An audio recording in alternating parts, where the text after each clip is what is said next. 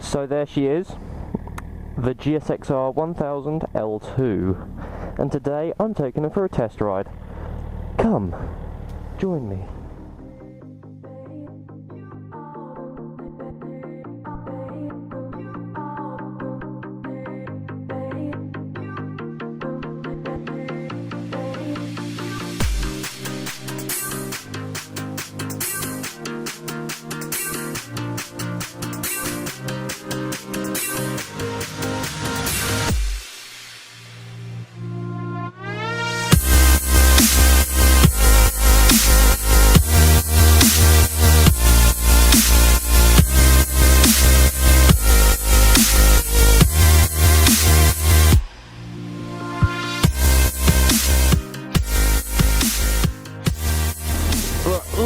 Right, so far I've ridden this bike to a petrol station and it's been quite nice. So, as per usual, when I'm doing a review, I'm going to talk about certain categories, and first of all, that category is engine. However, I'm going to wait a little bit before I do the engine because I'm going to get a feel for it first.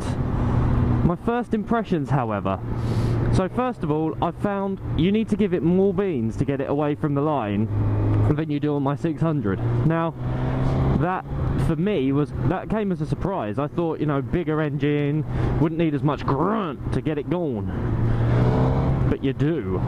The clutch is a lot further in, but then that's adjustable, so that's irrelevant. It's not as loud, but then it has the stock exhaust on it, and let's face it, my my little stubby Akrapovic isn't exactly the quietest of exhaust, is it? We've got a lovely, beautiful day today. It's set to rain later though, so I've got this beast for an hour and a half. It's currently sort of like 5 past, 10 past 11. I've got it until about 12:30 to do what I please, as long as I stick to the highway code, which I will, of course. Why would I not? Oh, it's got a gear indicator that's partially blocked off by the circle of the speedometer. So this is in fact my first time on a 1000cc super sport bike. Well, first time on any 1000cc. Safe to say I'm rather excited about it. Let's have a go. Okay. To be honest, I know it's a little bit of not the right thing to say on a review of a big bike. For the first time losing my litre virginity. It's actually quite underwhelming. I'm not gonna lie. When you're going around corners, it wants to just flop in like a floppy fish. A flippy floppy fish. It definitely isn't as flicky as the 600 because I feel the weight of it somewhat limits what you can do with it in the corner. Come on, Grandma. I've got places to be. You know, it feels quite stable, quite planted as far as it goes. Engine, I said I'd come back to, but I can definitely feel a hell of a lot more low-end grunt on second gear than on my 600. Ooh, what's that? A, B, C. Well, there's a V. What's that mean? Nope, I ain't getting past there. Oh, what are we waiting for? Whilst I'm sat here waiting, I'd like to give big thanks to Robertson's Foundry in Canterbury for letting me on this beast. Without them, I wouldn't be able to do this video. I'm hoping to get out on some more bikes from them. I might even do a test ride of a Harley, just to see if I could ever turn in, you know, both sexual and mental orientation. Yeah, big thanks to Robinson's Foundry for that. Brakes. This has big Brembos on it. Big Brembo. Yeah, so those things will stop you rather swiftly. The lever itself feels really nice to pull. It's nice and... you would, wouldn't you, you dick? She 888. It's a bloke driving it. Yeah, big Brembos on it, which is really nice. It hasn't got the Brembo master cylinder. It's got a Nissan master cylinder with Brembo brakes. Yeah, but As far as it goes, it stops very nicely. I haven't really had to test it yet, thank God. I had to go that way and follow a bus. You know, they're 6-pot calipers, or 3-pot, whatever, you know. They've got 3 either side of the disc, so 6 in total. They are painted gold, I can tell you that much, with red writing. Oh, I'm sick of being behind this bus. I can't see anything. Just a quick comment, the mirrors I really like. You can see loads out of them. You can see right behind you, which is kind of what you want a mirror for. So, in terms of it doing its job, I'd say it does it quite well. Which is a massive change to my 600. Can't see anything behind you. Okay, so I'm going to talk about the comfort of it. Ugh. The comfort aspect of it. So far, the riding position of it is more upright and more, I don't know, adult. I'm going to say adult, because as far as my 600 goes, it's very young and yobbish and very grrr, you know, whereas this feels more like a super sport bike that you'd have if you have back problems. It's comfortable though, it is comfortable. The seat is not quite as comfortable as I'd like, but I'm finding that with most new bikes that I'm riding. The leg crampness is a lot less than my 600, which is nice, but that's because it's a taller bike in general. It's very much, you know, a more sit-up bike than the whippersnapper. This bus is doing my head in, man. And this guy's doing my head in as well. I just want to go. This is a bike that, when you're just tootling along, it feels like it's getting bored. It's not as if you want to go, because, you know, I'm quite happy just being sat here behind a car, but the bike feels like it's getting bored. It's sounding like it wants to go, and I'm the one that's got to make it go, but it still wants to go. Yeah, it's got enough to get you where you need to go, that's for sure. 100% that's for sure. One of the issues that I'm currently finding with it is trying to find where I should be sat in the rev range for just tootling along. So right now I'm at 44, 43 mile an hour, whatever, 40 odd mile an hour, and I'm sat at 5,000 revs in second gear, and it sounds like it wants to change up. But if I change up and you open it up, it's got nothing to it. It's like, ugh. And that was like half throttle. So I feel like I should be in second, so that it's got the revs to get it going where it wants to go. It's a matter of getting used to it though. So it might come to me. It might just come to me, which is fine. Right, how are we going to do this? Thank you. Sorry. Finally! Right. Watch me get stuck behind a tractor.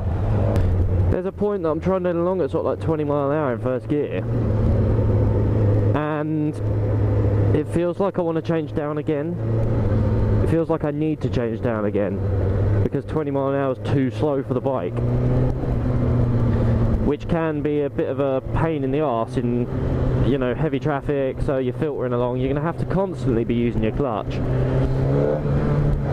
which could be expensive in the long run. All in all, so far I'm having an enjoyable experience, but it's not as enjoyable as I thought it would be.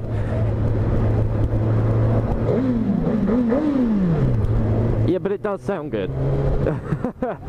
In that tunnel, you know, the engine noise rather than the exhaust note sounds really nice.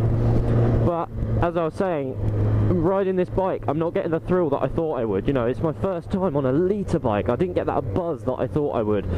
You know, I geared myself up for it last night. I was so excited. I was like, oh my god, I'm going on a GSX-R1000. And then, you know, sitting on it, I got the kind of, oh, it's 1,000, ah! And then I started to pull away, and it was like, oh, okay, alright, okay, alright, okay, alright, yeah, anyway, I'm kind of feeling, man's be feeling like it ain't got as much pork as it wants to have, yeah? I mean, don't get me wrong, it has a lot more than the 600 does. And And to be honest, that's all you can really ask for at the end of the day. But at the same time, I expected it to have more than more. So, you know, sat still, it feels heavier, it feels, the weight is definitely a lot higher up, and it's like, whoa, whoa! It's beefy though. I'm currently in Herne Bay in Kent. I've been here a couple of times in some of my vlogs. You may notice it. Bloody hell, that seagull's massive. I've been here a couple of times in a couple of my vlogs, so you might notice the area. But yeah, I'm just gonna, you know, take it around and about Herne Bay, through some little windy streets. We're gonna go into Herne Bay for some twisties. However, I don't know how to get there, so I'm just gonna go straight. Oh, why is everyone so slow? We'll go this way. Screw it, I'm going this way. I'm gonna go through some twisty roads. The first little bits, you know, of going around these little roads, and I'm trying to get to grips with the way it handles at slower speed. Oh, Christ! Well, that just took off my nudges. I'm gonna go. No, I'm not gonna go that way. Don't worry. Sorry. So the first thing I'm noticing is that the riding position is a lot higher up, like a lot higher up than on the 600. Now I can tell this because, oh, where am I? I can tell this because as I'm going slower speeds and I'm approaching corners at sort of 3,000 revs in first, you know, I can't get much lower than that, and I'm feeling without those revs it's finding it more difficult to stay upright. At the moment it's just wallowing about, you know, there's no real stability to it at low speed. And then, yeah, like I say, you can definitely tell it's a lot higher up than the 600, purely because, I mean, at the moment, you know, red lights at traffic, in neutral, it feels like it wants to fall, you know, really fall over, and there's a lot more weight to it. I feel at low speeds that kind of inhibits what you can really do with the bike. You know, I can't imagine it being a very city orientated bike at all. Yeah, like I say, at slow speeds you're really kind of trying to, you have to work to control it at the low speeds. Let's give it some beans.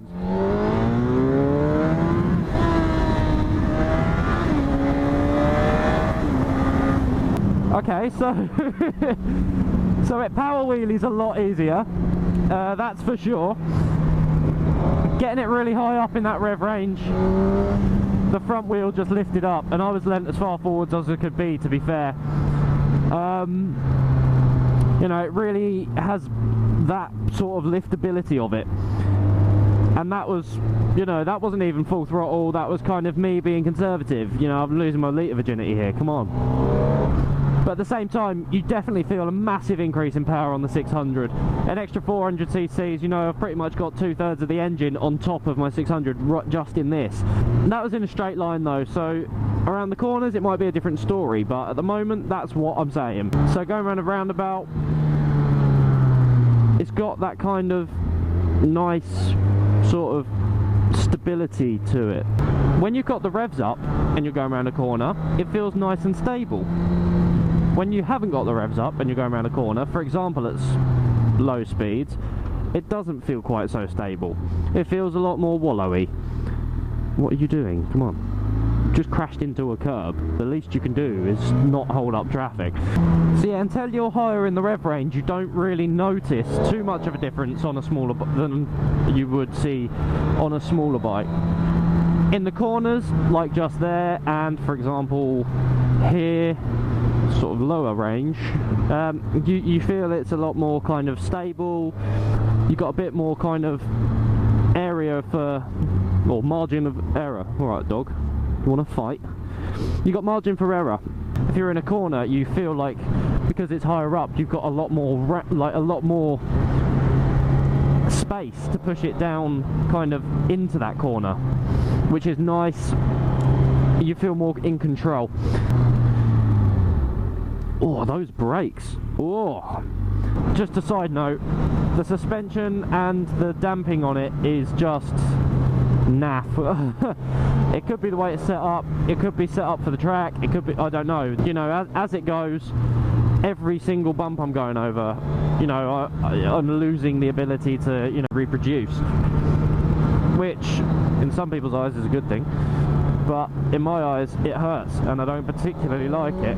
So it's not the most comfortable in that aspect, but it's still nice. For a guy that's used to his 600, it's a nice bike to ride. I'm really enjoying it so far. Like I say, it's not really giving me the kind of thrill that I'd have expected from 1000 the first time, but it's still a pleasurable experience.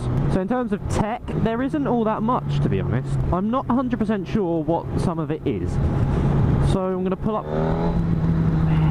over up here and have a look. Okay, so